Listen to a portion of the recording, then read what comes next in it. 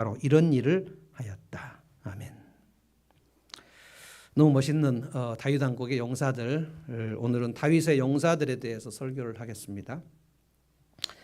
용사들의 이름이 쭉 나열되는데요. 8절, 9절, 10절 보면 이제 우리에게는 좀 생소한데 요셉 바세벳 그리고 엘르아살 삼마 이런 사람들이 나오고요. 그리고 요압의 동생들 아사헬, 아비세 이런 사람들이 나오고 이제 오늘 본문은 아니지만 이 23장 끝에 보면 마지막에 다윗의 용사들 이름이 쭉 나옵니다. 37명의 이름이 나옵니다. 마치 히브리서 11장에 있는 믿음의 영웅들 얘기가 나오는 것처럼 굉장합니다. 다윗의 시대에는 사울의 시대에는 없었는데 다윗의 시대에는 이 믿음의 용사들이 너무너무 많았고 다윗은 이 용사들을 볼 때마다 마음이 든든하고 이렇게 막 웅장해지는 느낌. 야, 저렇게 믿음의 용사들이 내 주변에 있구나. 저는 이 말씀 읽으면서 참 부러웠습니다. 우리 교회에 이런 믿음의 용사들이 있기를 이제 바라는데 이 믿음의 용사들은 어디서 왔을까? 강력한 믿음의 용사는 어떻게 나오는가? 제가 질문하겠습니다. 믿음의 용사는 1번 하늘에서 뚝 떨어진다. 2번 갑자기 그 믿음이 차오른다. 3번 매일매일 조금씩 믿음을 키운다. 1번, 2번, 3번. 하늘에서 뚝 떨어질까요? 이게 히브리어로 나팔이라는 건데 나팔이라는 뜻에서 네피림이라는 말이 나왔는데 그 모세 시대에 12정탐꾼이 그 블레셋 거인족들을 봤습니다. 이 블레셋 사람들 여기 나오는 사람들 대적들은 다 블레셋 사람들이거든요. 그런데 블레셋의 거인족인 올리앗 계통의 사람들 그러니까 적어도 키들이 막 3m가 된 사람들이어서 이스라엘 사람 그 12정탐꾼 모세 시대입니다. 모세 때 12정탐꾼이 그 블레셋 골리앗 같은 그 거인족들을 봤을 때 간담이 선언을 가지고 우리는 저기 가서 절대로 싸울 수 없다. 그래서 믿음이 없으니까. 그래서 12정탐꾼 중에 10명이 돌아와서 우리는 절대로 가나안 땅에 들어갈 수 없다. 저기는 가면 거인족들이 있는데 그들이 네피림 후손 같다. 네피림이라는 게 창세기 6장에 나오는 말인데 그 고대의 엄청난 용사들을 하늘에서 뚝 떨어진 용사라 이렇게 해서 네피림이라고 그랬습니다. 나팔이라는 말이 히브리어입니다. 그러니까 그 블레셋 용사 대적들을 보고 열 정탐꾼이 그냥 몸이 막 사시나무처럼 떨려가지고 못 들어간다. 그래서 결국 그 10명의 정탐꾼의 보고 때문에 가나안 접경지역 가데스 바네아에서 회군을 해서 하나님께서 너희들은 가나안 땅에 못 들어간다. 못 들어간다고 생각한 사람들은 못 들어간다. 그러면 40년 동안 돌다가 광야에서 죽어라.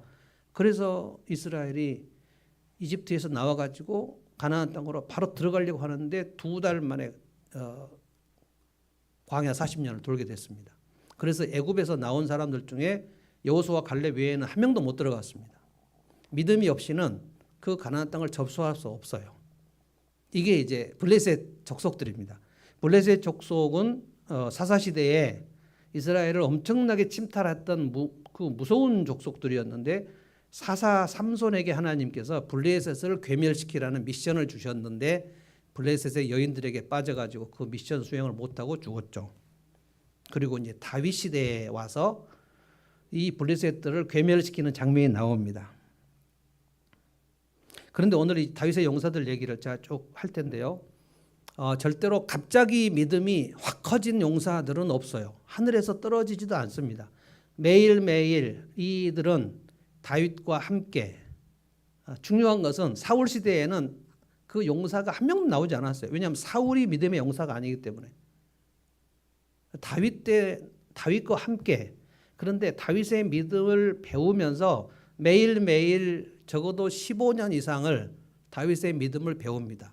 이 용사들 37명의 이름이 어디에 나오냐면 적어도 한 15년 전 다윗이 지금 이렇게 왕이 되기 15년 전에 어디 있었냐면 사울의 칼을 피하여 사울이 죽이려고 하니까 피하여 아둘람 굴로 들어갔는데 아둘람 동굴에 들어갔을 때 다윗이 목숨을 부지할 수 없어서 아둘람 동굴로 갔는데 그때 아둘람 동굴로 같이 다윗을 따라온 사람들의 그 숫자가 400명.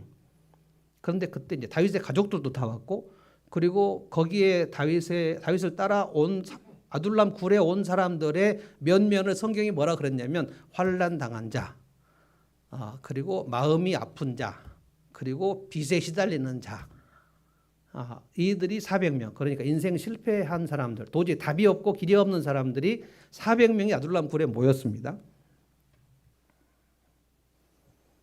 그런데 다윗이 아둘람 굴에서 우리가 시편 34편에서 생각했는데 거기서 뭘 하냐면은 그 400명에게 내가 여호와를 경외하는 법을 너희들에게 가르쳐 주겠다. 하나님 앞에 환난 날에 부르짖고 믿음으로 일어서는 법을 가르쳐 주겠다. 이래요. 그래서 거기서 아둘람 굴에서 그들이 믿음으로 예배하는 법, 믿음으로 하나님께 부르짖는 법, 믿음으로 승리하는 법,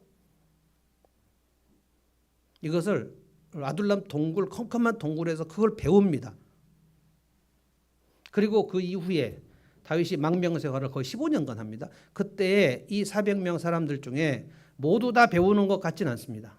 왜냐하면 다윗의 최측근 군대장과 요압은 오늘 이 사무엘하 23장 다윗의 용사들 명단에서 빠집니다. 여러분 잘 보시면 하나님이 그런 부분에서 얄짤없습니다. 빼버려요. 요압의 동생 아사헬, 아비새는 들어가 있는데 다윗을 그렇게 최측근으로 평생 따라다녔던 군대장과 요압의 이름이 빠져버립니다. 자, 여러분 히브리서 11장 믿음의 영웅들 얘기할 때 의도적으로 믿음의 영웅들의 이름에서 그 기록이 빠진 사람이 아담과 하와입니다. 아담 하와를 넣을 법도 한데 히브리서 11장에 넣지 않아요. 누구부터 넣습니까? 아벨부터 넣습니다. 가인 빠집니다. 그리고 에녹을 넣습니다. 그리고 노아를 넣습니다. 그리고 아브라함을 넣습니다. 하나님이 우리의 마음의 중심을 정확하게 스캔해서 그가 믿음이 없으면 성경에 그리고 생명책에 이 사람 믿음이 없다고 빼버립니다. 요압이 빠진 것을 제가 보면서 야, 하나님 진짜 철저하게 하시는구나. 근데 아비새, 아사헬은 그 명단에 오릅니다. 이 다윗의 용사들은 다 같이 블레셋 거인족들을 넉넉하게 때려 눕힙니다. 한 사람이 800명을 막 죽이고요.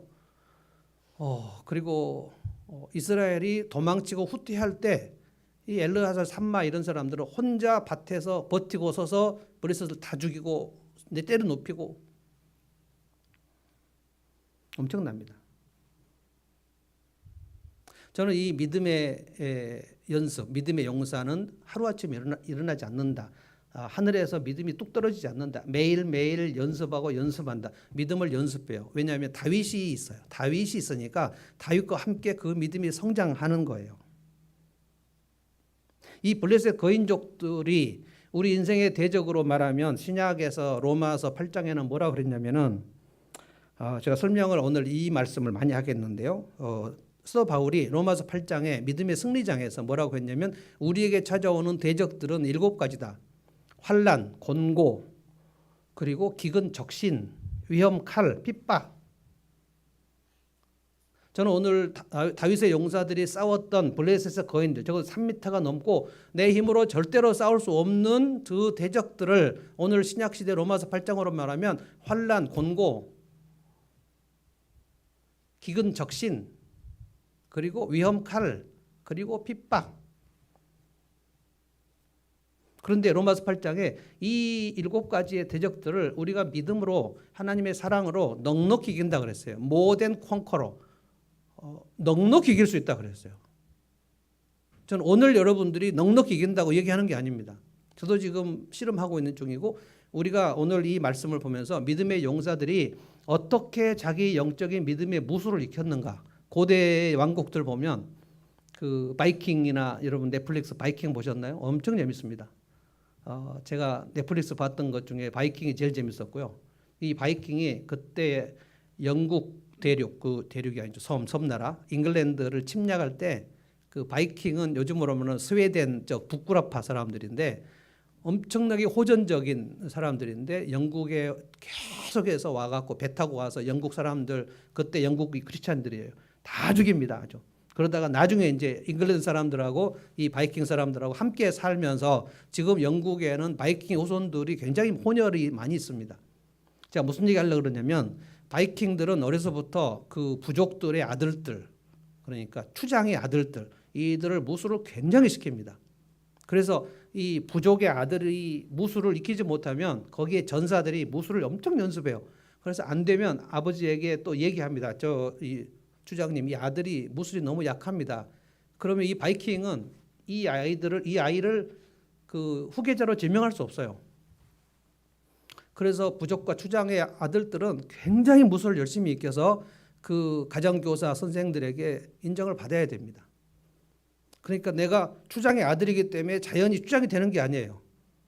굉장히 무술을 익혀서 칼과 창과 방패를 쓰는 법. 그래서 그 가정교사들이 그 추장의 아들하고 이렇게 그 대련을 할 때 좀 잘못하면 방패로 확 밀어버립니다. 그러면 그 추장의 아들이 막 확 쓰러져 가지고 진흙덩이에서 막 울고 막 항의하고 가정교사가 봐주지 않아요. 왜냐하면 이 추장의 아들이 추장에 대해서 잉글랜드를 다시 침탈하려고 할 때 엄청난 거친 항해를 하고 가려고 하면 이 추장의 아들이 반드시 추장이 되려면 이 용맹을 익혀야 되거든요. 저는 믿음은 하루아침에 용사가 되는 법은 없다고 봅니다. 어느 날 여러분 열심히 기도하면 하늘에서 막 큰 믿음이 툭 떨어지는 법이 없습니다. 매일매일 이 믿음의 용사가 되기 위해서 내 영적인 무술을 익히는 것입니다. 뭘 했는가? 오늘 두 가지를 설명하겠습니다.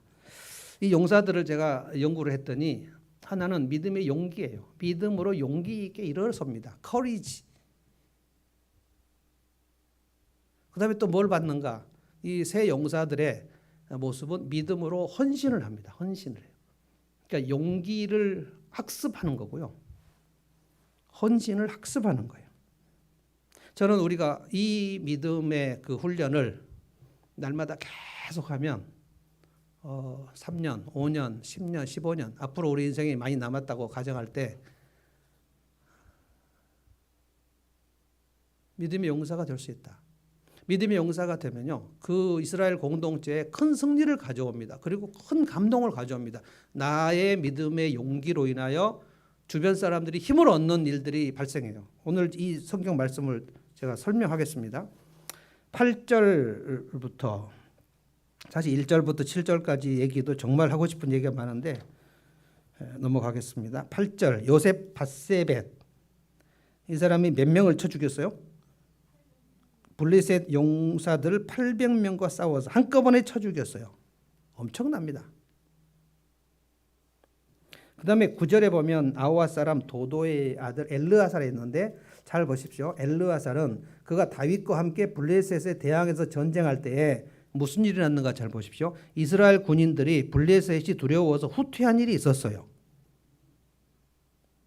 힘이 빠져서 도망칠 때 이 엘르아살이 무슨 일을 했냐면 10절 보십시오. 그때 엘르아살이 혼자 블레셋 군과 맞붙어서 블레셋 군인을 쳐 죽였어요. 혼자 맞붙어서 쳐 죽였어요. 모두가 다 용기를 잃고 도망갈 때 이 엘르아살이 혼자 블레셋과 싸웠는데 하나님께서 어떻게 해주셨냐면 나중에는 그 블레셋 군인을 쳐 죽이는 일이 뭘 가지고 했는지 모르겠는데 칼자루를 가지고 싸웠는데 너무나 많이 블레셋 군인을 죽이다가 이 손이 막 손목이 굳어져 가지고 칼자루를 이제 건성으로 벨 정도까지 피곤할 때까지 블레셋을 쳐 죽였어요. 거의 삼손 수준입니다. 삼손이 나귀턱뼈 하나로 블레셋 3,000명 죽였거든요. 그러니까 무슨 뜻이냐면 모두 다 도망치는 이때에 엘르아살이 한가운데 서가지고 블레셋과 싸울 때 저는 이렇게 생각합니다. 이 엘르아살이 무엇을 생각했을까? 우리 왕 다윗이 골리앗과 싸웠을 때 어떻게 싸웠을까? 저는 이거 생각했다고 봅니다. 다윗이 자기분들보다 훨씬 어렸을 적에 적어도 저는 14살, 15살 오늘날 우리로 말하면 중2 정도 됐다고 봅니다. 골리앗 싸울 때 청소년이고 아직 얼굴에 그 붉은 기운이 홍조가 있었다고 얘기했거든요. 우리 왕 다윗이 15살 때 골리앗을 어떻게 쳐부쉈을까? 이것을 생각을 하는 거예요. 자, 다윗이 골리앗 앞에 갔을 때 외친 말이 뭡니까? 너는 골리앗에게 뭐라고 외쳤죠? 너는 칼과 창과 단창으로 내게 나오는데 나는 너를 칼과 창과 단창으로 나가지 않고 네가 모욕하는 만군의 여호와 이름으로 나간다. 다윗은 자기의 힘으로 나가서 도저히 싸울 수 없다는 것을 알았는데 그 두려움 속에 만군의 여호와의 이름을 의지해 나간다라고 하고 물맷돌로 던졌거든요. 다윗은 골리앗에 비하면 한 줌도 안 됩니다. 그래서 골리앗이 굉장히 다윗을 얕봅니다. 네가 지금 나를 개로 여기고 막대기를 가지고 나왔냐. 다윗은 그거 알아요. 자기 힘을 의지하지 않아요. 하나님의 힘을 의지해요. 이게 뭡니까? 믿음이죠. 믿음은 내 힘을 의지하지 않고 하나님께 주님 나를 도와주십시오. 내 힘을 의지하지 않겠습니다. 사람의 힘을 의지하지 않겠습니다. 내 눈앞에 있는 굉장히 권력 있고 실력 있는 사람을 의지하지 않겠습니다. 저 사람을 의지하지 않겠습니다. 지난주처럼 저 사람을 의지하면 뭐 해야 됩니까? 그 사람에게 줄을 서야 되죠. 아부를 해야 되죠. 그 사람의 마음을 훔쳐야 되죠. 압살롬처럼. 놀랍게도 압살롬은 다윗의 아들인데 아버지를 절대 닮지 않아요. 다윗은 골리앗을 무찌를 때 내 힘을 의지하지 않고, 이것이 여러분 믿음의 무술, 매일매일 여러분이 무술을 익히라는 것이 뭐냐면은 매일매일 이것을 고백하라는 거예요. 주님, 내 힘을 의지하지 않고 사람의 힘을 의지하지 않고 내 눈앞에 있는 권력자를 의지하지 않고 내가 만군의 여호와를 의지하겠습니다. 주님 나를 도와주십시오. 이것을 매일 고백을 해야 돼요. 근데 매일 믿음이 떨어지니까 매일 두렵잖아요. 나는 힘이 없지만 주님은 전능하시다. 자, 한번 따라서 합시다. 나는 힘이 없지만 주님은 전능하시다. 네, 나는 힘이 없어요. 힘이 어느 정도 없냐면 나는 무능하지만, 나는 무능하고 주님은 전능하시다. 이것을 믿고 고백을 하고 그 앞으로 나가요. 골리앗 앞으로 나가요. 미친 건가? 그런데 다윗이 골리앗을 쳐서 쓰러뜨릴 때 하나님께서 그 골리앗의 물맷돌과 함께 하시니까 하나님이 골리앗을 쓰러뜨리시는 겁니다. 믿음을 고백을 하니까 하나님이 골리앗을 쓰러뜨리는데 다윗의 물맷돌에 가서 그 온몸에 갑옷을 했는데 눈과 이마 여기에 물맷돌이 박혀가지고 죽은 겁니다. 여러분, 소년이 그 3m가 넘는 장수에게 돌 하나를 던졌는데 이마에 막혀서 쓰러져 죽는다. 말이 안 되는 거예요. 그러나 그렇게 하나님이 하셨다. 지금 왜 이 얘기를 하냐면 엘르아살이 그 모든 이스라엘 군인들이 막 도망치는데 그가 한 가운데 딱 서서 블레셋과 싸울 때 이 믿음을 고백하면서 싸웠을 때 하나님께서 그 엘르아살 손에 힘을 주셔가지고 엄청난 힘이 있었다.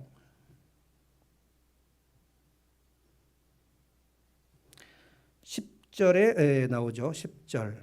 그래서 주님께서 10절 계속 보십시오. 주님께서 그날 엘르아살에게 큰 승리를 안게 해주셨으므로, 그 다음에 일이 어떻게 됐습니까? 도망갔던 이스라엘 군인들이 다시 돌아와서 뭡니까? 사기가 올랐어요. 사기가 엘르아살의 뒤를 따라가면서 블레셋을 약탈하였다. 그러니까 공동체 전체에게 사기를 불러일으켰어요. 이것이 격려입니다. 여러분 영어 좀 쓰겠습니다. 용기는 커리지라는 거고요. 용기를 주는 것을 인커리지라고 합니다. 인커리지는 커리지를 주다. 인커리지가 격려하다는 거예요. 그러니까 이 사람들에게 힘을 불어넣어 주려면 내가 믿음으로 일어서는 일이 있어야 이 사람들 힘을 불어넣어 주려고 일어선 게 아니에요. 내가 다윗의 믿음으로 싸워서 지금 나는 약하지만 이거예요. 우리 다윗 왕이 어떻게 싸워 이겼지? 여러분이 이 다윗이 골리앗을 이긴 얘기를 수없이 들었겠지만 그것을 내가 매일매일 내 영적인 무술에 적용하지 않으면, 무술 연습 안 하면 아무리 추장 아들이라도 형편없습니다. 칼, 창, 방패 쓸 수 없어요. 그러면 그가 추장이 될 수 없습니다. 모든 백성들이 그 추장의 아들을 무시합니다. 그렇게 허약해가지고 우리 추장이 될 수 있겠어? 11절 보십시오. 세 번째 용사 이름이 삼마인데요. 삼마. 또 블레셋과 싸웁니다. 블레셋 군대가 레히에 집결했을 때 팥을 가득 심은 팥밭이 있었다. 개혁성경은 녹두밭이라고 그랬고 여기는 팥밭이라고 그랬는데 그게 그겁니다. 팥밭이 있었는데 이스라엘 군대가 블레셋 군대를 보고서 또 도망하였다는 거예요. 왜 이스라엘 군대를 자꾸 도망을 칠까요? 대부분 성도들은 믿음의 용사인가요? 믿음의 용사가 아닌가요? 환난이나 공고나 기근이나 적신이나 위험이나 칼이나 핍박이 내게 몰려오면 믿음으로 확 일어난 사람들이 많습니까? 거의 없어요. 다 무너져 버립니다. 우울하고 답답하고 일이 안 됐다고 얘기하고.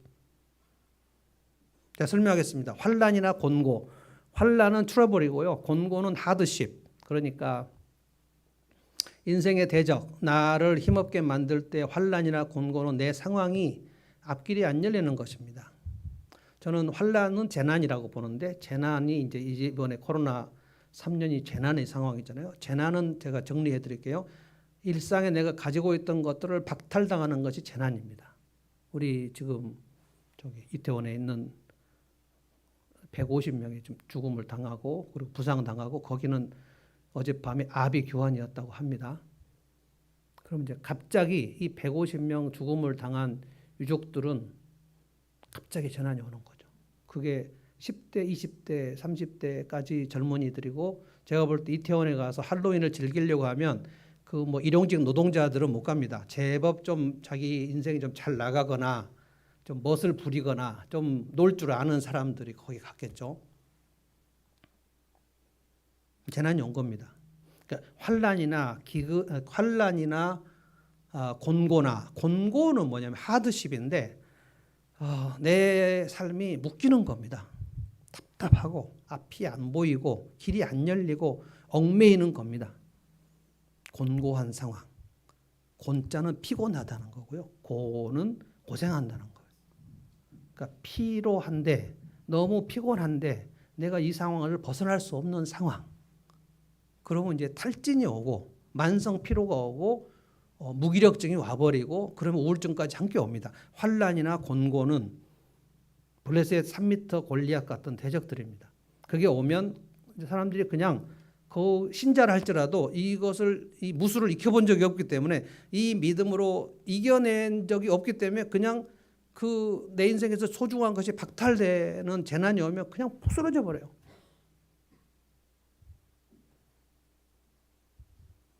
환난 곤고 설명드렸습니다. 그 다음에 기근 적신. 기근은 페미닌인데 먹을 것이 없는 거고요. 적신은 네이키드네스, 몸뚱아리만 남는 겁니다. 그러니까 인생이 망하는 겁니다. 그러니까 부도를 맞거나 아니면 모두에게 배신을 당해서 사기를 맞거나 할 때에 기근이나 적신은 대부분 재정 악화, 통장 잔고 바닥, 그런데 어디 가서 돈을 빌릴 수도 없는 상황, 재정 악화. 환난이나 곤고는 앞길이 막히는 거고요. 내가 가지고 있던 것을 박탈당하는 거고요. 기근이나 적신, 이것은 내게 돈이 없는데 어디 돈이 나올 데가 없는 거예요. 굉장한 대적입니다. 그래서 우울하게 되는 거예요. 그 다음에 위험과 칼. 위험은 뭐예요? 내가 위태로운 상황이 오는 거예요. 칼은 뭐예요? 사울의 칼이 뭡니까? 다윗에게 생명이 위태로운 거예요. 그래서 내가 이제는 여기서 끝이구나. 끝장났다. 나는 망했네. 이생 망. 젊은이들이 요즘 많이 씁니다. 이생은 망했어 라고 얘기합니다. 방법이 없으니까. 20, 30대에 지금 젊은이들의 가장 큰 좌절은 뭐냐면, 대한민국에서 집을 살 수 없다. 몇 달 전까지만 해도 정부에서 집을 사라 그래서 영혼을 끌어모아서 영끌을 해서 집을 샀는데, 지금 고금리가 미국에서부터 와가지고 정신을 차릴 수 없습니다. 그러면 기근과 적신으로 들어가는 거거든요. 그리고 위험과 칼, 생명이 위태로워요. 그 다음에 마지막에 가장 센 게 핍박입니다. 핍박은 미움받는 겁니다. 누가 나를 정말 많이 괴롭히는 일들을 우리는 겪어요. 저도 정말 많이 겪어봤는데 진짜 미칠 것 같아요. 왜 나를 이렇게 미워하지? 내가 그렇게 잘못했나? 내가 그렇게 악하게 살았나? 그리고 또 단체로 왕따를 시켜요. 왕따의 경험을 받으면 여러분 그 상처가 얼른 해결이 안 됩니다. 누군가한테 괴롭힘을 당하고 시달림을 당하는 게 핍박입니다. 환난, 곤고, 기근 적신, 환난, 곤고는 일이 안 되는 거고, 기근 적신은 돈이 안 풀리는 거고, 위험과 칼은 내 생명이 위태로운 거고, 핍박은 내가 막 괴롭힘을 당하고 시달림을 받고 미움받고 왕따 당하고 뭐 소외당하는 거. 이 7가지 대적을 받을 때 대부분 사람들, 교회를 안 다니는 사람 말할 것도 없지만 교회 다녀도 대부분 다 물러갑니다. 그러니까 이스라엘 군사들이 다윗의 믿음을 보고 매일 자기들의 영적 무술, 믿음의 모습을 학습, 배울 학, 익힐 습, 학습을 하지 않았던 거예요. 근데 이 사람들은, 새 용사들은 이 믿음의 훈련을 계속 했다는 거예요. 뭘 해요? 아, 우리 왕 다윗이 청소년한테 꼴려서 어떻게 물리쳤지? 아, 그래. 그러면 이 블레셋 군대 쳐들어와도 내가 버티고 도망가지 않고 그냥 앞서 나가면 믿음으로 I can face tomorrow. 이게 face가 앞으로 그냥 나가겠다는 거예요. 그러면 하나님께서 내게 힘을 주시겠지. 이게 믿음입니다. 나는 약하지만 내가 하나님을 의지하면 하나님 힘을 주시겠지. 이렇게 믿는 사람에게 이렇게 고백을 하는데 하나님이 그 시간 그를 버릴 리가 없습니다. 왜냐하면 그렇게 믿음으로 고백한 사람이 그렇게 가뭄에 콩나듯 한 사람씩밖에 없어요. 엄청 소중한 거예요. 하나님이 눈에 금방 뜨입니다. 그래서 요셉, 밧세베, 삼마, 엘르아살 이 사람들은 믿음의 용사들인데 하루아침에 이 믿음을 키운 건 아니다. 매일매일. 그래서 삼마를 어떻게 했습니까? 12절을 다 같이 한번 읽어봅시다. 자, 읽어보십시오. 한번 이 성경 말씀. 이게 지금 매일 성경 어제 본문이거든요. 그제 본문입니다. 12절 다 같이 한번 읽습니다. 시작. 삼마는 밭의 한가운데에 버티고 서서 그 밭을 지키면서 블레셋 군인을 쳐 죽였다. 주님께서 그에게 큰 승리를 안겨주셨다. 큰 승리. 10절에도 엘르아살에게 큰 승리를 안겨주셨다. 12절에도 삼마에게 큰 승리를 안겨주셨다. 어떻게 큰 승리를 안겨주셨는가? 그러니까 내가 믿음의 용기를 내서 내게 오는 이 환난과 공고와 기근과 적신 그리고 위험과 칼, 핍박 이런 대적들을 믿음으로 이겨내면 내가 용기 있게 이뤄내면 나를 보는 사람들이 그 힘을 잃었다가 사기를 받는단 말이에요. 사기를 받아서 함께 와 일어선다는 거예요. 이게 골리앗을 무찔렀을 때 다윗이 했던 일이에요. 여러분 골리앗이 쳐들어왔을 때 그때 왕이 사울입니다. 사울이 키가 2m예요. 모든 사람보다 어깨가 하나 더 있었다 그랬어요. 골리앗은 3m예요. 그래도 왕이 나가서 2m짜리가 싸워야지. 근데 그 당시에 사울이 벌벌 떨었습니다. 왜 그래요? 사울은 하나님의 백성을 다스리는 왕이지만 그는 영적 무술을 익히지 않았습니다. 사울이 믿음으로 행했다는 기록이 없어요. 그러면 별 수 없습니다. 두려워서 정신을 차릴 수 없어요. 그래서 사울이 뭐라 그랬습니까? 누가 저 골리앗과 싸워서 이기면 내 딸을 주겠다. 아니, 왕이 벌벌 떨고 있는데 누가 한 명도 없었습니다. 한 명도. 사울 시대에는 믿음의 용사가 한 명도 없었어요. 왜냐하면 믿음을 본받을 사람이 없었어요. 다윗 시대에는 다윗을 본받을 수 있었어요. 그럼 다윗은 어디서 믿음을 키웠을까? 진짜 믿음의 천재입니다. 다윗은 누구를 보고 믿음을 키운 게 아니에요. 천재가 날마다 믿음의 무술을 익히니까 어떻게 다윗 왕국이 그렇게 높이 설 수밖에 없죠. 이 블레셋은 거인족들이 많았습니다. 이게 네피림 후손들 같아가지고. 근데 삼마나 엘르아살은 다 제가 볼 때 다윗의 믿음을 우리 왕 다윗이 청소년 시절에 어떻게 했었지? 어떻게 블레셋과 싸웠지? 하나님을 의지했지. 나도 하나님을 의지하면 이 블레셋 군인들을 싸워서 이길 수 있겠지? 딱 버티고 서서 막 싸우는데 하나님께서 그가 믿음의 용기를 가지고 일어서니까 블레셋 군대를 쳐부수게 하셨다. 그래서 이겼더니 이스라엘 군사들이 도망갔다가 다시 와가지고 엘르아살의 뒤를 쫓아서 막 블레셋 군대를 괴멸을 시키고 삼마를 쫓아서 갔다는 거예요. 이것을 성경은 여호와 앞에 정직하게 일어섰다 이렇게 말합니다. 이걸 영어 성경에는 upright랍니다. upright. 이 피아노 이름이 upright 피아노입니다. upright 피아노하고 그랜드 피아노 두 종류가 있는데 upright는 똑바로 섰다는 거예요. 그랜드 피아노는 이렇게 생겼죠. 이 upright입니다. 여호와 앞에 정직한 의인이여 할 때 영어 성경 보면 정직하다 할 때 honest를 쓰지 않아요. upright를 씁니다. 그가 믿음이 뚝 일어섰다는 거예요. 근데 그건 자기가 하는 겁니다. 누가 해줄 수가 없어요. 요압은 이 일을 안 했습니다. 요압은 진짜 적진을 많이 물리친 용사였는데 믿음의 용사의 명단에는 없어요. 그는 다윗의 믿음을 본받지 않았어요. 여러분이 오늘 이 말씀을 읽으면서 그래 옛날에 이런 일이 있었지 이 정도가 아닙니다. 사도 바울은 로마서 8장에 우리의 대적들을 7개로 딱 얘기했어요. 환난이나 곤고나 기근이나 적신이나 이 일이 안 풀리고 답답할 때 내가 여기서 믿음으로 하나님을 의지하고 일어설 것인가 이걸 훈련을 매일 배우고 익혀서 학습을 해야 된다니까요. 내가 10년 동안 교회 왔다 갔다 하면 믿음이 커지겠지. 천만의 말씀입니다. 여러분 10년 종로학원을 영어를 다니면 영어 실력이 늘입니까? 저는 영수를 포기했다가 고등학교 2학년 때 진짜 큰일 났다 생각해가지고 고교 종합영어, 성문 종합영어 학원 다니고 그리고 미분, 적분, 수학, 정석 학원 다니고 열심히 다녔습니다. 근데 늘질 않아요. 왜냐하면 학원만 다녀요. 집에 와서 문제를 풀지 않아요. 학원에 선생님이 얘기할 때 다 아는 것 같아요. 근데 실상 문제를 풀어보면 풀 수 없어요. 믿음은 아무리 여기서 좋은 설교를 들어도 여러분이 믿음을 학습을 해서 믿음의 용기를 가지고 일어나는 일을 해서 내가 이 환난과 공고를 이제는 이길 수 있겠어요 라는 고백이 나오지 않으면 그 믿음은 절대로 안 자랍니다. 그러면 이제 환난이 오면 공고가 오면 푹 쓰러져 버려요. 그게 우울증입니다. 도대체 왜 나는 일이 안 풀려? 처음에는 우울감으로 오지만 그 우울감을 해결하지 못해 우울증이 와요. 우울증이 오면 대인 기피가 오고 대인 기피가 와서 절대로 나가지 않아요. 그리고 햇빛을 쓰지 않기 때문에 세로토닌이 분비가 되지 않아요. 그러면 그 뇌가 점점 어두운 것을 좋아하게 만들어요. 그래서 내 인생이 엄청 무가치하다는 생각이 들고 그러면 내 인생이 정말 쓰레기 같다는 생각이 들어요. 그러면 우리 집에 있는 음식 쓰레기는 어떻게 해야 됩니까? 버려야 되죠. 그래서 우울증의 끝은 자기 목숨을 끊는 것입니다. 자기 목숨을 쓰레기처럼 버리는 거예요. 그리고 음식 쓰레기를 버리는 시간에 고민합니까, 여러분?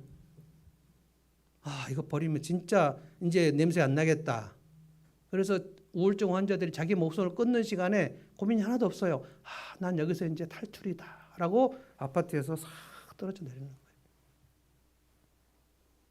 교회를 다니는 사람들, 우울증으로 자살한 연예인들 보면 꼭 거기에 십자가가 다 있어서 진짜 너무 민망하고 안타까워요.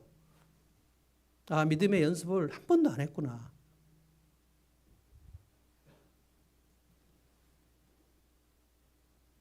기근과 적신, 우리 코로나 3년 동안 기근과 적신, 기근은 흉년 드는 거고요. 내 통장이 말라가는 거고 적신은 망한 겁니다. 적신은 빨간 몸뚱아리라는 뜻이에요. 내 몸뚱아리 하나만 남고 다 없어져 버렸다는 뜻입니다. 그러면 내가 부도를 맞거나 사기를 맞거나 그래서 빚에 시달려 버린 그런 상황 속에 있을 때 기근과 적신이 오면 거기서 일어나는 사람들은 많지 않습니다. 교회를 다닌다 그래서 그냥 믿음이 생기나요? 절대 그렇지 않습니다. 추장 아들은 자연히 가만히 있기만 하면 칼과 창과 방패를 잘 다루나요? 매일매일 부단히 그 가정교사한테 구박받으면서 믿음을 키우지 않으면 그건 개인 기술이 절대 안 늘어나는 겁니다.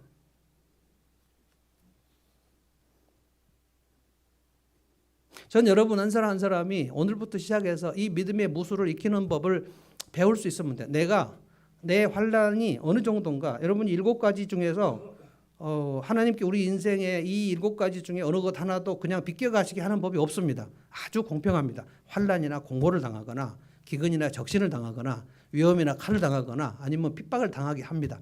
저도 다 당해봤습니다. 근데 지금 일어났거든요.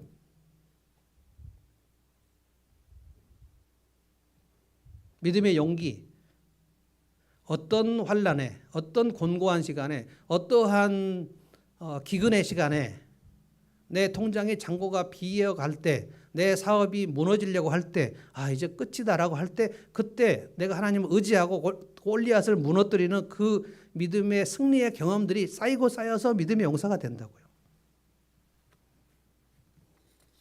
자, 그 다음에 이제 13절부터 17절까지는 믿음의 헌신, 이것을 연습해야 돼요. 이 믿음의 용사들, 요셉, 바세벳, 엘르아살, 삼마, 이들이 무슨 일을 했는가가 나옵니다. 13절부터 보면 왕과 함께, 다윗 왕과 함께 싸웠는데 다윗이 그때 너무 그 목이 말라가지고 왕이 베들레헴 성문에 우물이 있는데 그 우물을 옛날에 먹었는데 지금 목이 마른데 좀 그 우물 좀 막 생각난다. 혼잣말로 한 거예요. 누가 갔다 오라고 얘기한 게 아닙니다. 왜냐하면 베들레헴은 지금 블레셋의 적진입니다. 다윗이 설마 블레셋 적진에 가서 우물물을 길어와라 이렇게 얘기할 수가 없어요. 명령한 게 아닙니다. 혼잣말로 그냥 했는데 16절에 보면 그 세 사람의 용사가 다윗이 그렇게 혼잣말을 하는 걸 보고 눈짓으로 서로 셋이 하더니 하나 둘 셋 하고 바로 뛰어나가 버려요. 그래서 블레셋 진영을 뚫고 적진을 막 뚫고 가서 그 베들레헴 성문에 있는 우물에서 물을 길어다가 그 물 바가지를 가지고 돌아오는데 목숨을 아끼지 않아요. 이 믿음의 헌신을 하는 용사들은 계산을 하지 않습니다. 내가 여기서 적진을 뚫고 왕의 그 목마름을 해결해서 내 목숨을 걸어야 돼? 그러면 나만 손해 아닌가? 이런 생각을 하지 않아요. 내 안위나 내 목숨이나 내 이익인가 아닌가, 내 시간, 내 에너지 이거 쓰면 나만 손해 아닌가? 이런 생각하는 사람들은 믿음의 헌신을 할 수 없어요. 이들의 특징은 21장에 나오는데요. 다윗 왕이 공격을 받아서 위태로우면 그냥 거침없이 달려들어서 블레셋 대적을 쳐 죽입니다. 다윗을 보호해요. 그러면서 왕이시여, 왕은 이제 우리 전쟁터 앞장서 나가지 마십시오. 우리 10,000명보다 왕의 목숨 한 분의 목숨이 소중하니까 우리는 이제 앞으로 나갈 테니까 왕은 여기 그냥 후방에 계십시오. 왕이 위태로우면 그냥 자기 목숨을 던져요. 경호실장하고 똑같아요. 왕이 목이 마르다라고 얘기했는데 갔다 오라고 얘기한 것도 아닌데 그냥 뛰어갔다가 와버려요. 여러분 놀랍게도 이 믿음의 헌신을 한 명단, 다윗의 용사들 명단에 요압이 없단 말입니다. 정말 왜 요압이 없을까? 여러분 생각해 보십시오. 믿음의 헌신을 하지 않았는데 하나님이 믿음의 용사의 이름을 넣으실 수가 있습니까? 믿음으로 헌신을 하지 않았는데, 믿음으로 자기 것을, 자기 소중한 것을 아낌없이 내주는 그 일을 하지 않았는데 하나님께서 믿음의 용사의 명단에 이름을 어떻게 올립니까? 하나님은 못 올리십니다. 요압이 없어요. 요압의 동생들이 있습니다. 그럼 사울 왕 시대는 왜 믿음의 용사가 한 명도 안 나왔을까요?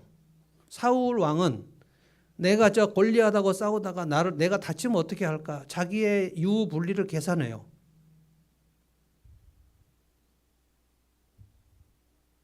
사람의 마음이 병들면 병들수록 그 사람의 인생관이 유익인가 손해인가 그것만으로 움직여요. 이게 제가 여러 번 얘기한 나르시시스트의 특징입니다. 나르시시스트. 자기애성 성격 장애를 가진 사람은 이 사람 오늘 만나서 내가 유리한가 불리한가, 불리하면 절대 안 만나요. 아무리 그 전에 친하게 지내서도 오늘 만나고 내가 돈을 쓸 것 같으면 안 만나버려요. 저 사람이 밥을 사줄 것 같으면 만나지만 내가 돈을 쓸 것 같은 생각이 들면 안 만나버려요. 내가 가서 오늘 에너지를 좀 많이 써야 될 것 같아, 내가 손해가 날 것 같으면 연락을 끊어버려요. 카톡도 안 받아버려요. 그런데 자기가 뭔가 좀 그 이익이 될 것 같으면 또 얼마든지 연락을 해요. 사울은 그런 사람이었습니다. 그래서 철저하게 계산을 해서 이익이 되면 움직이고 손해가 나면 안 움직여요. 그런데 하나님께서 믿음의 용사의 명단에 사울을 어떻게 넣습니까? 그리고 사울 시대에 어떻게 믿음의 용사가 나옵니까? 공동체를 위해서 자기를 헌신하는, 자기 계산을 하지 않고 몸을 던지는 사람이 사울 시대에 나올 수가 없어요. 나만 손해 아닌가? 이런 계산을 하는 사람들은 믿음의 헌신을 할 수 없어요. 근데 16절에 다윗이 이 용사들이 목숨 걸고 물을 떠온 걸 보고 너무 막 감동이 되고 너무 미안한 거예요. 16절을 보십시오. 그러자 세 용사가 블레셋 진을 뚫고 나가 베들레헴의 성문 곁에 있는 우물물을 길어가지고 와서 다윗에게 바쳤다. 그러나 다윗은 그 물을 마시지 않았어요.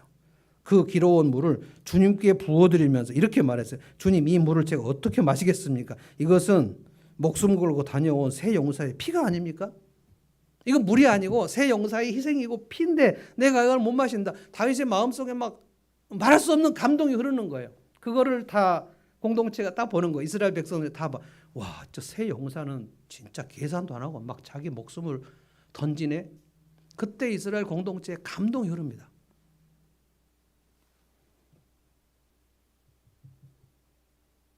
다윗이 이 세 용사들을 보면서 얘들 어떻게 하지? 어떻게 내가 목마르다고 한번 얘기했는데 자기 목숨을 던져갖고 우물물을 가져오냐?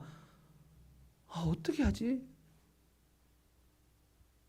나중에 사도 바울이요. 그 사도 바울이 자기들의 믿음의 동지들 얘기하면서 디모데, 에바브라 디도, 빌립보서 3장에 보면 내가 이런 사람들을 너희들이 추천하는데 내가 이런 동지들을 내 평생에 만나본 적이 없다. 자기 병들었는데 자기 병든 것을 돌보지 아니하고 나의 심부름 한 에바브라 디도, 그들은 신실한 동역자야, 나의 형제다.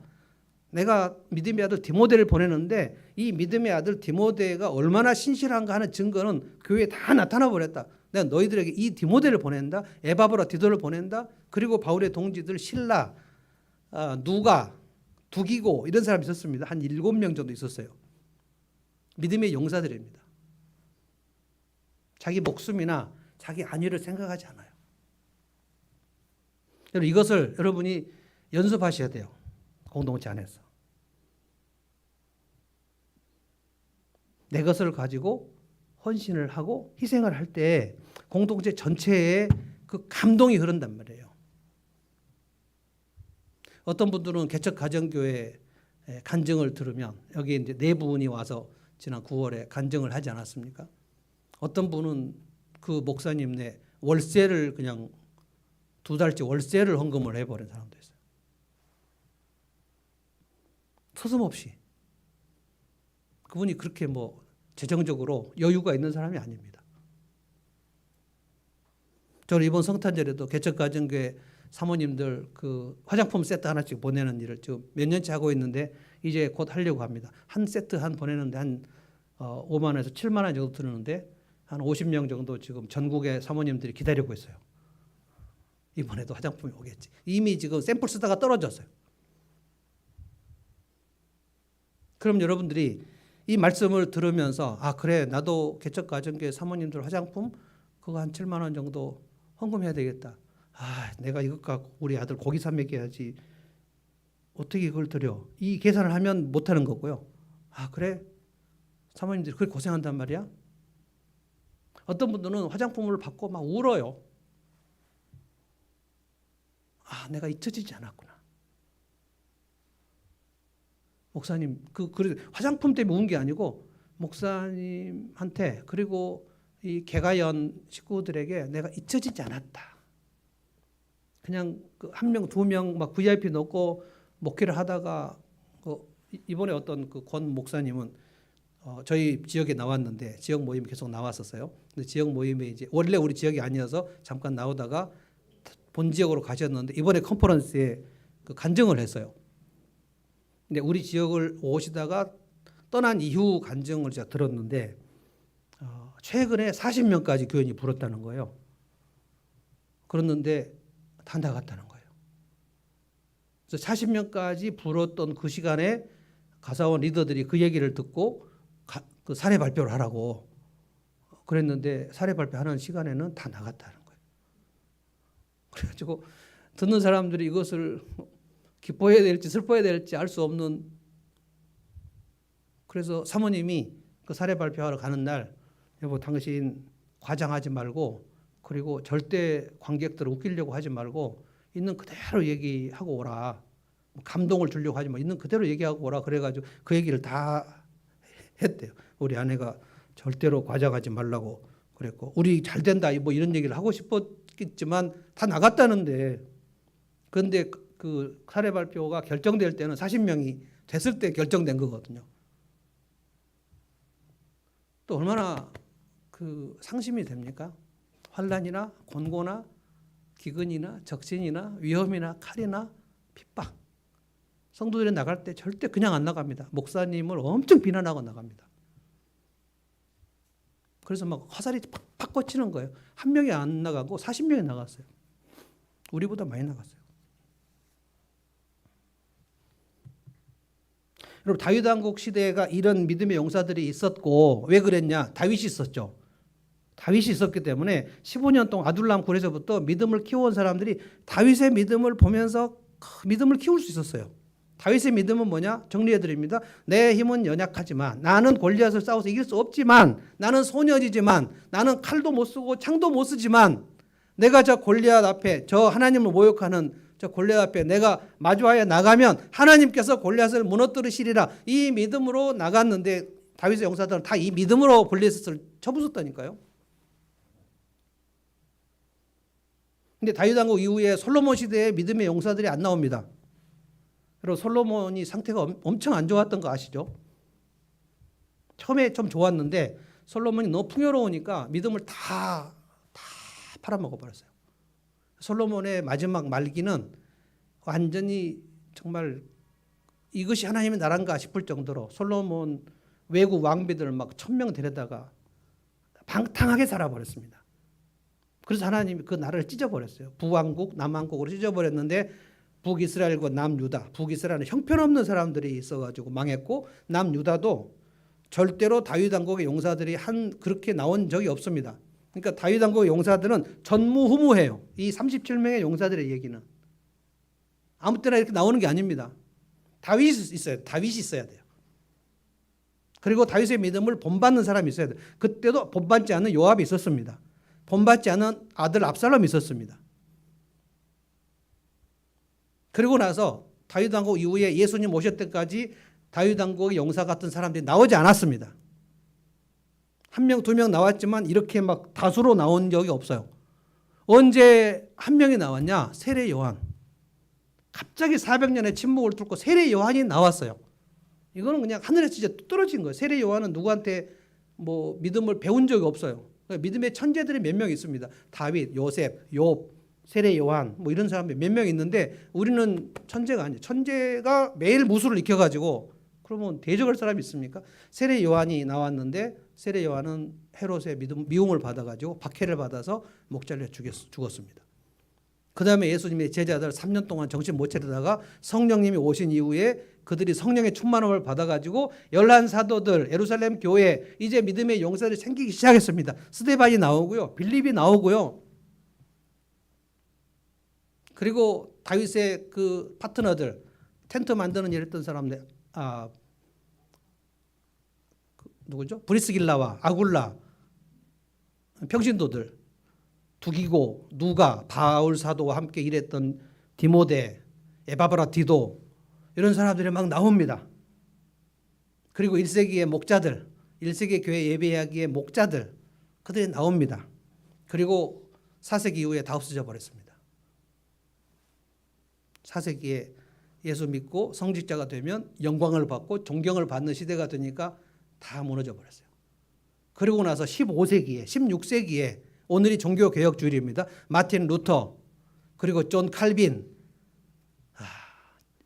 존 웨슬리, 찰스 웨슬리, 16세기, 17세기, 18세기에 다시 믿음의 용사들이 나오기 시작했습니다. 18세기 조나단 에드워드, 조지 히필드, 그리고 20세기 빌리 그레함, 존 스토트, 어마어마한 사람들이 나오기 시작했습니다. 우리나라의 길선주 목사님, 평양신학교 일회 출신들, 최건능 목사님, 그리고 6.25 때 길선주 목사님, 손양원 목사님, 이런 분들이 있었습니다. 그리고 지금 누가 믿음의 용사인지 알 수 없는 이때가 되고 말았습니다. 어떻게 할 것인가? 다 뒤로 물러가는 시대, 믿음이 식어지는 이 시대에 나는 어떻게 할 것인가? 나하고 여러분은 어떻게 할 것인가? 매일매일 믿음의 용기로 내 환난과 내 곤고와 내 기근과 적신, 내 통장의 잔고와 싸워서 통장의 잔고가 없는데 주님을 의지하면서 주님, 내 비즈니스가 진짜 안 됩니다. 길이 막힙니다. 앞이 캄캄합니다. 근데 주님, 내 힘으로는 안 되지만 주님의 능력으로 가능한 줄 믿습니다. 이것을 고백하는 사람들은 매일매일 무술을 연습하는 사람들 같아요. 그러면 하나님께서 알 수 없는 능력으로 힘을 부어주실 줄로 믿습니다. 길을 열어주신단 말이에요. 순종함에 길을 열어주신단 말이에요. 그래서 여러분 미스바 기도회 때 모이자는 거예요. 함께 모였을 때 2명 기도할 때하고 3명이 기도할 때가 다르고요. 3명과 4명이 다르고요. 4명과 5명이 다릅니다. 모이면 감동이 됩니다. 아, 저 사람이 저렇게 힘든 시간에 왔구나. 함께 기도하면서 감동이 있는 거거든요. 믿음의 용사는 절대 하늘에 떨어지지 않습니다. 갑자기 믿음이 어느 날 진짜 연약한 믿음이 갑자기 강력한 믿음으로 되는 법이 없어요. 한 점 한 점 무술을 연습하듯이 배우고 익혀야 돼요. 학습. 그래서 예전에는 내가 내 앞길이 딱 막히면 푹 쓰러졌는데 이제 내 앞길이 딱 막혔는데 이제는 견딜만 해요. 예전에는 되게 우울하고 짜증이 났는데 이제 그 똑같은 상황인데 이제 견딜만 해요. 믿음이 자랐네. 옛날에는 통장 잔고가 막 떨어지고 사업이 안 돼요. 그러면 바로 우울증으로 들어갔는데 이제는 견딜만 해요. 하나님이 하시겠죠 뭐. 이런 고백을 하는 사람이 점점 늘어나면 이제 믿음의 용사가 되어 가는구나. 그러다가 하나님께서 생명책에 기록할 만한 믿음의 영웅들의 이름에 여러분을 기록하실지 몰라요. 믿음의 용기를 내면 주변이 사기를 놓습니다. 나의 믿음의 용기로 누가 힘을 얻었는가 생각해 보세요. 최근에 나로 인해서 누가 믿음으로 힘을 얻었다고 말하는가? 없으면 없는 거고 있으면 있는 거예요. 나의 믿음의 헌신으로 누가 감동을 받아서 그도 함께 내 헌신에 따라오게 되었는가? 한 주 내내 여러분 생각해 보십시오. 아무런 영적 무술을 하지 않았는데 믿음이 자라는 법이 없어요. 그러면 그냥 계속 믿음이 없이 그렇게 환난이 오면, 공고가 오면, 기근이 오고 적신이 오면, 위험하고 칼이 오면, 핍박이 오면 그냥 푹 쓰러져 버리는 믿음의 폐잔병들밖에 안 된단 말이에요. 근데 될 수 있다는 거예요. 믿음으로 한 걸음 한 걸음 나가서 가보자는 거예요. 그러면 나로 인해서 사기가 올라오는 사람도 있을 거고 그거 보는 게 정말 짭짤합니다. 와, 내가 이렇게 살았는데 내가 사는 모습을 보고 저 사람이 힘을 얻었다고? 히든싱어 보면 가수들이 가끔 나와가지고 하는데 그 가수를 진짜 사모하고 막 좋아해가지고 그 가수처럼 똑같이 모창하는 6명이 나옵니다. 이 사람들의 각각 얘기를 들어보면 얼마나 그 가수를 생각하면서 그 가수가 노래하는 것 때문에 너무너무 힘을 얻었다고 얘기하는 거예요. 제가 이번에 노사연 편을 봤는데 흘러 이거 하는데 노사연은 똑같이 합니다. 막 경악을 금할 수 없어요. 다 노사연이야. 근데 거기에 남자가 있어요.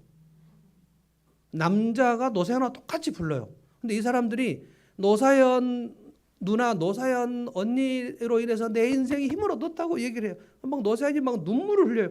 내 노래가 그렇게 당신들을 힘을 줬냐? 힘을 줬다는 거예요. 너무 줬다는 거예요. 히든싱어 나와가지고. 나로 인해서 누군가 힘을 얻는 그 맛을 여러분 한번 느껴보시라고요. 나로 인해서 공동체가 감동을 받는 것을 느껴보시라고. 진짜 좋습니다. 전 요즘에 한 사람 한 사람 상담하면서 그들의 인생이 회복되는 거, 그들의 관계가 회복되는 얘기를 피드백을 계속 들어요. 정말 좋습니다. 진짜 상담하기 잘했다.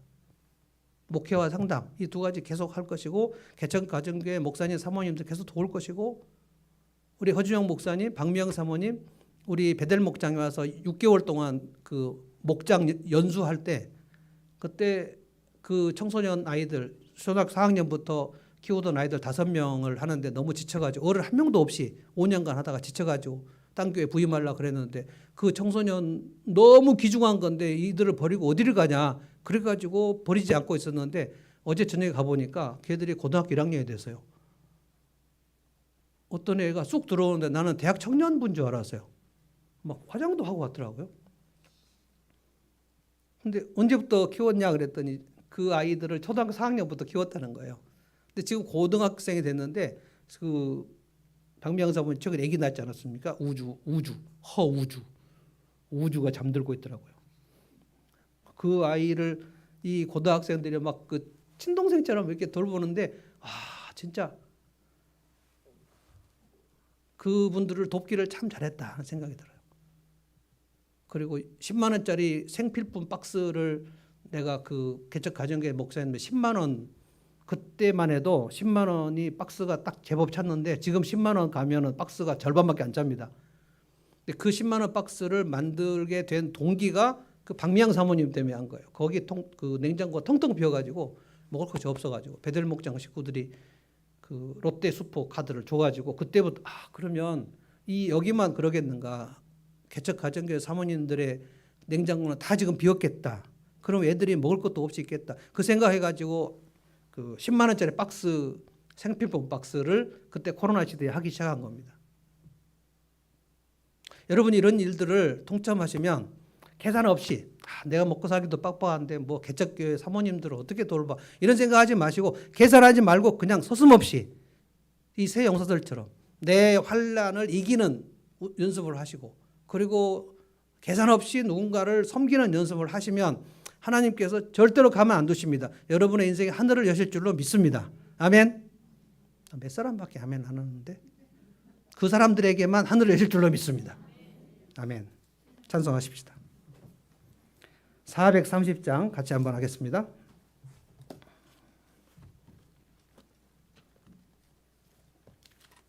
주와 같이 길 가는 것 즐거운 일 아닌가? 다윗의 용사들이 다윗과 함께 가면서 이런 생각했을 거예요.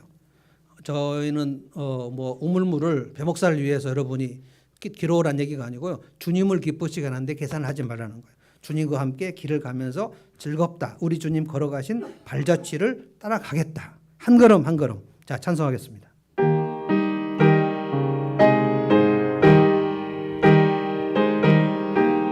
주와 같이 길 가는 것 주와 같이 길 가는 것 즐거운 일 아닌가. 우리 주님 걸어가신 발자취를 밟게 한 걸음 한 걸음 한 걸음 주 예수와 함께 날마다 날마다 우리 걸어가 어린아이 같은 우리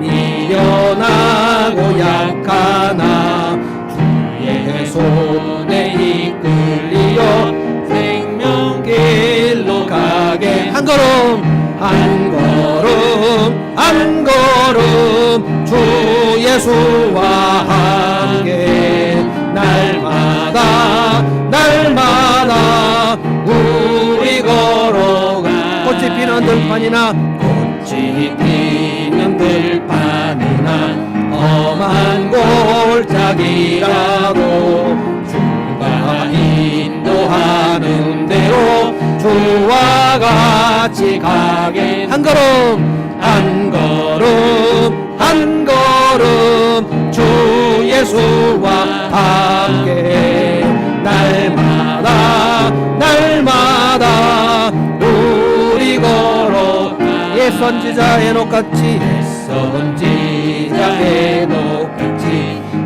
우리들도 전국에 들려 올라갈 때까지 주와 같이 걷게 한 걸음 한 걸음 한 걸음 주 예수와 함께 날마다 날마다 우리 걸어가리.